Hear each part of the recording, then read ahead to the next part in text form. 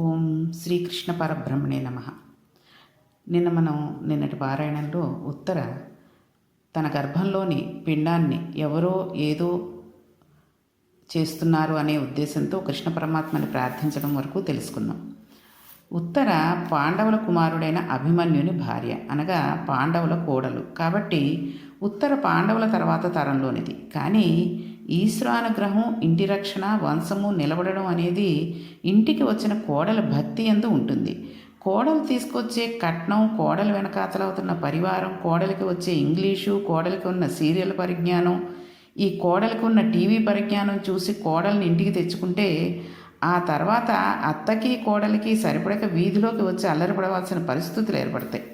ఈ రోజుల్లో ఎలా ఉంటుందంటే ఆ కోడలికి ఏం వచ్చు, ఎంత స్టైల్గా ఉంటుంది, ఎటువంటి డ్రెస్సులు వేసుకుంటుంది, ఏ పార్టీలకు పెడుతుంది, అందరితోటి మాట్లాడుతుందా, ఇలాంటివి చూస్తున్నారు తప్పితే ఇంటిని చక్కదిద్దుకుంటుందా, భర్తను సరిగ్గా చూసుకుంటుందా, అత్తమామల్ని చూసుకోగలదా, ఆడపడుచుల్ని మరుదుల్ని అందంగా చూసుకోగలదా, ఇవన్నీ ఎవరూ తెలుసుకోవట్లేదు. అంటే సహజంగా ఇప్పుడు ఉమ్మడి కుటుంబాలు కూడా లేవు. ఎవరి కుటుంబాలు వాళ్ళవి అయిపోతున్నాయి. పెళ్ళైన దగ్గర నుంచి ఒకడు బెంగళూరులో ఉంటే ఆ బెంగళూరు వెళ్ళిపోయి కాపురం చేయడం, బొంబాయిలో ఉంటే బొంబాయి వెళ్ళిపోయి కాపురం చేయడమే తప్పితే అత్తగారింట్లో కోడలు ఉండడం అనేది చాలా తక్కువగా ఉంటుంది.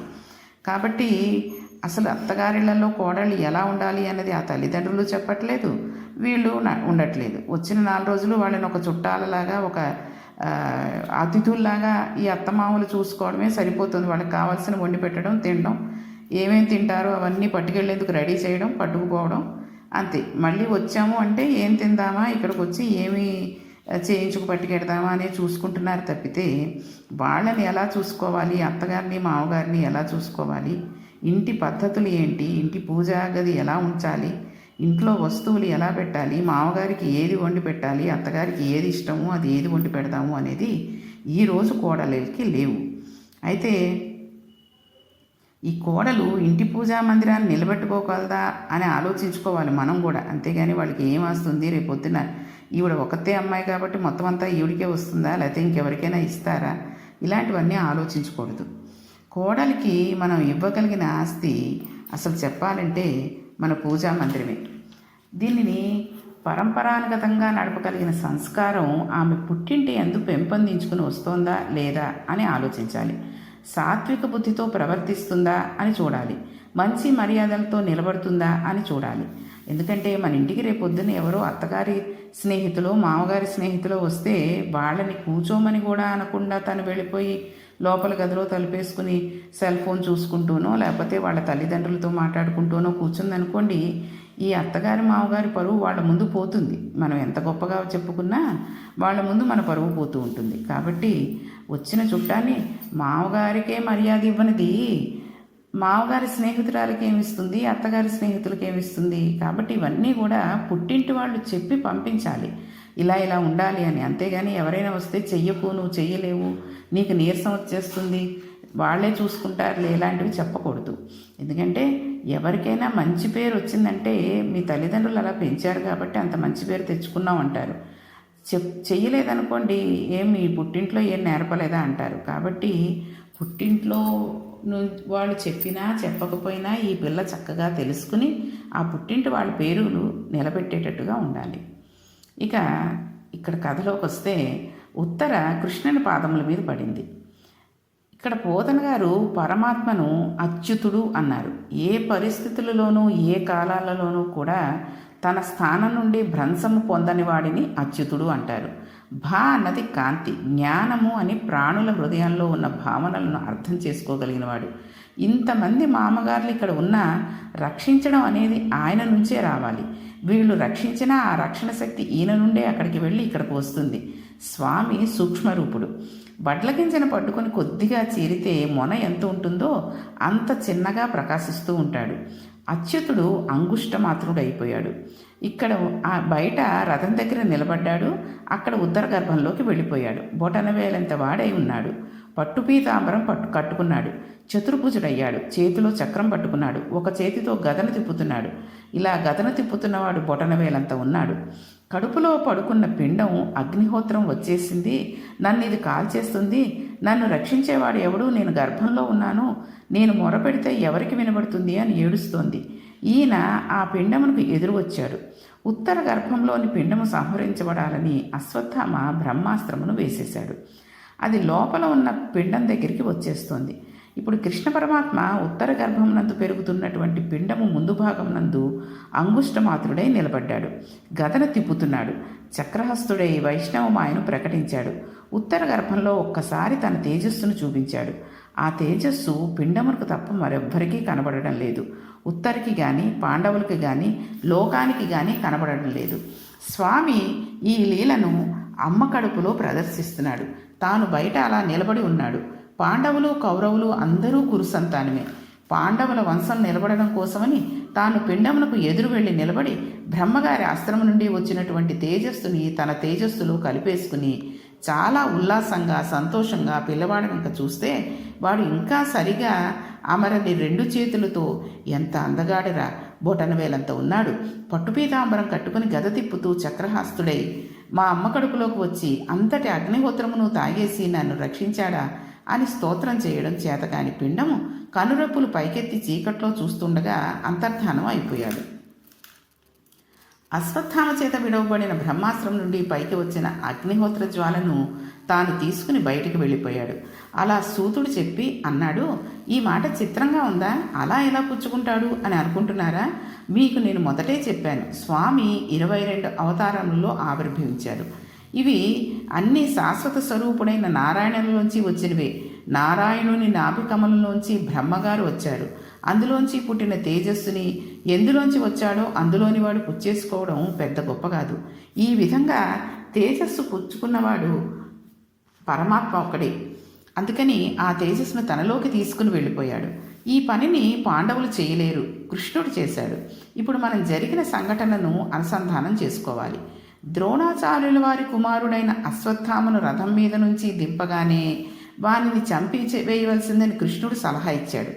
అర్జునుడు వెంటనే అశ్వత్థామని చంపివేసి ఉంటే వీనికి నేను 18 అధ్యాయములు గీత చెప్పినా ధర్మం అంటే ఏమిటో అర్థం కాలేదు.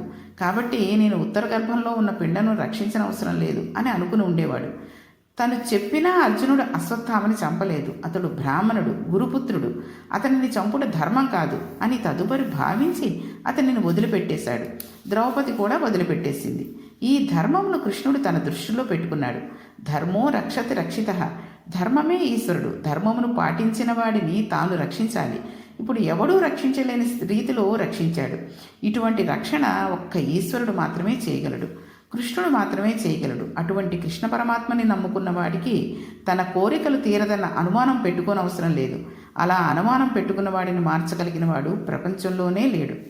ఉత్తర గర్భమునందు చెనకబడుచున్న పిండమును దహింపబోచున్న అగ్నిహోత్రమును తన తేజస్సులో నింపుకుని రక్షించిన పరమాత్మ పాదమును స్మరించి నోరు ఉన్నందుకు కృష్ణ అని అంటే కృష్ణుడు నన్ను రక్షించకపోవడం అనేది ఉండదు. అందుకని ఇది మన యందు భక్తిని పాదకొల్పగలిగిన గొప్ప లీల. స్వామి ఉత్తర గర్భంలో ప్రవేశించిన అగ్నిహోత్రము చాలా హేళగా చిరునవ్వు నవ్వుతూ తాను పుచ్చేసుకున్నాడు. పిండమును అలా చూస్తూ ఉండిపోయింది. అటువంటి స్థితిలో కృష్ణ భగవానుడు రక్షణ చేశాడు. ఉత్తర వెంటనే పొంగిపోయి సంతోషంతో నా కడుపులో అగ్నిహోత్రం చల్లారిపోయిందయ్యా, నా పిండం రక్షించబడింది, పాండవ వంశం రక్షించబడింది అని పొంగిపోయింది. శ్రీకృష్ణ పరమాత్మ రక్షణ వలన ఉత్తర గర్భమునందు జన్మించిన వాడు పరీక్షిత్తు. ధర్మరాజు గారు ఆ పిల్లవానికి విష్ణురాతుడు అని పేరు పెట్టారు. కానీ ఆయన ఎవ్వరూ కూడా విష్ణురాతుడు అని పిలవరు, పరీక్షిత్తు అని పిలుస్తారు. అది ఎందుకు అనేది ముందు తెలుసుకుందాం మనం. తదనంతరం స్వామి అదే రథం దగ్గర హేళగా నిలబడి ఉన్నారు. పరమాత్మ చేష్మితులు అంటే అలా ఉంటాయి, అవి హేతువుకు దొరకవు. బాగా దూరంగా ఉన్నవానికి నమస్కారం, బాగా దగ్గర ఉన్నవాడికి నమస్కారం, బాగా జటలు పెంచుకుని జటాచూటం ఉన్నవాడికి నమస్కారం, తల మీద ఒక వెంట్రుక లేక బోడిగుండుతో ఉన్నవాడికి నమస్కారం, చాలా వృద్ధుడైన వాడికి నమస్కారం, చాలా యవనంలో ఉన్నవాడికి నమస్కారం అంటారు శివమహిమ స్తోత్రంలో పుష్పదంతుడు. ఇవి ఎలా కుదురుతాయి? ఇవి రెండు పరస్పర భిన్నమైన విషయాలు. వృద్ధుడిగా ఉన్నవాడు యవనంలో ఉండడు, యవనంలో ఉన్నవాడు వృద్ధుడిగా ఉండడు. రెండూ ఏకకాలం నందు ఉండవు. కానీ ఈశ్వరుడు అలా కాలమునకు లొంగేవాడు కాదు. ఆయనకి భిన్నత్వము, ఈ రెండు పరస్పర విరుద్ధములు అనేవి ఉండవు. ఆయన ఏకకాలం నందు దేనినైనా సాధించగలడు. అందుకని ఆయన ఇక్కడ రథం దగ్గర నిలబడ్డాడు. అక్కడ లోపల ఉత్తర గర్భంలో ప్రవేశించి అశ్వత్థామ చేత ప్రయోగింపబడిన బ్రహ్మాస్త్రమును నివారించగలిగాడు. ఆ తర్వాత కుంతీదేవి స్తోత్రం చేసింది. ఇది ఒక గమ్మత్తైన విషయం. ఇంటి పెద్దకు ఉండవలసిన లక్షణమును మనకు వివరణ చేస్తుంది. పాండవులు కుంతీదేవి బిడ్డలు. సంస్కార బలం ఎప్పుడూ ఇంటి పెద్ద నుంచి రావాలి. ఒక ఇల్లు పాడైపోవడానికి కారణం ఇంటి పెద్దే అయి ఉంటాడు. తనకి లేని సంస్కారం పిల్లలకి రాదు. తను లేవగానే స్నానం చేసి పూజామందిరంలో సంధ్యావందనం చెయ్యడు. తను లేచి పూజామందిరంలో కూర్చుని 4 స్తోత్రాలు చదవడు. తన ఇంటి కబ్బోర్డ్లో రామాయణం పుస్తకాలు కానీ భాగవతం పుస్తకాలు కానీ ఉండవు. తాను ఎప్పుడూ కూర్చుని భగవత్ సంబంధమైన గ్రంథం గురించి మాట్లాడడు. తన పిల్లలతో మాట్లాడేటప్పుడు ఒక పోతన గారి గురించో, ఒక వాల్మీకి మహర్షి గురించో, మన జాతి సంపద గురించో, మన సంస్కృతి గురించో పలకడు. కానీ తన పిల్లలు మాత్రం చాలా సంస్కారవంతులై ఉండాలి అని కోరుకుంటాడు. అది అసలు ఎలా జరుగుతుందండి? మనకి పరానుకరణం అని ఒకటి ఉంటుంది. పిల్లలు తల్లిదండ్రులు ఎలా ప్రవర్తిస్తారో అలా ప్రవర్తిస్తారు. మా తండ్రి గారు దేనినైనా అంగీకరిస్తారు, కానీ ఇది అంగీకరించలేడు అని పిల్లాడికి తెలిసిందనుకోండి, అసలు 90% ప్రవర్తన నియంత్రించబడుతుంది. పిల్లాడి ముందే తండ్రి చెయ్యరాని పని చేస్తున్నట్లయితే ఆ పనిని పిల్లాడు చేయకుండా ఎలా ఉంటాడు? తండ్రి చేసిన పనిని తానెందుకు చేయకూడదు అనుకుంటాడు. కాబట్టి ఇక్కడ ఇంటి పెద్దకు ఉండవలసిన లక్షణం ఆవిష్కరిస్తున్నారు. కుంతీదేవి కృష్ణ పరమాత్మను స్తోత్రం చేసింది. ఆవిడ ఆదినారాయణ అని ప్రారంభించింది. ఆదినారాయణ అనే పేరు చాలా గొప్ప పేరు. ఆదినారాయణుడు అంటే ప్రారంభమునదు ఉన్నటువంటి నారాయణుడు, సర్వజీవులకు ఆధారమైనవాడు, సమస్తమునందు నిండి నిబిడీకృతం అయినవాడు. స్వామి, నీవు అంతటా ఉన్నావు, కానీ మాంసనేత్రమునకు కనబడవు అంది. కంటికి రూపమాత్మకమైన జగత్తు మాత్రమే కనబడుతుంది. ఇది ఇంద్రియముల చేత పరిశీలింపబడుతుంది. ఇది కంటి చేత చూడబడుతుంది, చెవి చేత వినబడుతుంది, స్పర్శేంద్రియం చేత సృష్టించబడుతుంది, స్పర్శ జ్ఞానం తెలుసుకుంటుంది. వీటికి ఆ శక్తి తనంత తానుగా అమరలేదు. ఒక ఆయనకు కన్ను ఉంటుంది, కానీ ఆ కన్ను కనబడదు. చెవి ఉన్నవాడు ఉంటాడు, కానీ వినబడదు.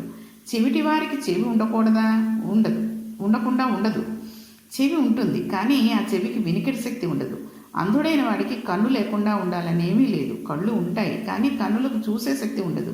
కంటికి చూసే శక్తిగా ఉన్నవాడు పరమాత్మ, చెవికి వినబడే శక్తిగా ఉన్నవాడు పరమాత్మ. ఆయనను ఋషికేశుడు అని పిలుస్తారు. ఋషికేశుడు అంటే ఇంద్రియములకు బలమునిచ్చేవాడు అని అర్థం. కాబట్టి ఆ చెవులు లేనివాడు, కళ్ళు కనబడిన వాడు, సరిగ్గా మాట్లాడలేని వాడు, అందరికంటే కూడా మనకి భగవంతుడు అన్నీ ఇచ్చాడు. వీలైనంత మటికి మన కన్నులతో ఆ భగవంతుడిని చూసి, మన నోటితో ఆ భగవంతుడి నామాన్ని స్మరిస్తూ, మన చెవులతో ఆ భగవంతుడి కథలను వింటూ మనం మోక్షం గురించి ఎదురు చూస్తూ ఉండడమే చాలా మంచి పద్ధతి. కాబట్టి మనం వీలైనంత మట్టికి భగవన్నామస్మరణం చేసుకుంటూ ఉందాం.